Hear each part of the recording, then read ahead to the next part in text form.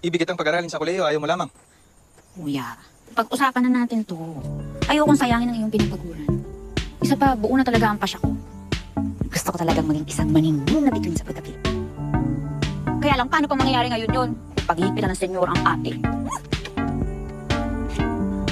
Bakit hindi mo na lamang ipagdasal na uni ng kamatayan ng inyong senyora ng matapos ng inyong senyora?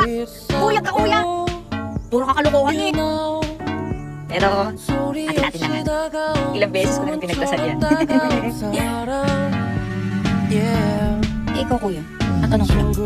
Ano na bang iyong pangarap para sa sarili? Ayaw mo may kwento sa'yo, di kayo madaldal at baka kung kanino mo kayo pagkalat at nakakahiya. Teka, bakit nililihim ka na sa akin ngayon? Ano nga? Hindi na, tayo na, baka mapagalitan ka na naman ng inyong senyora.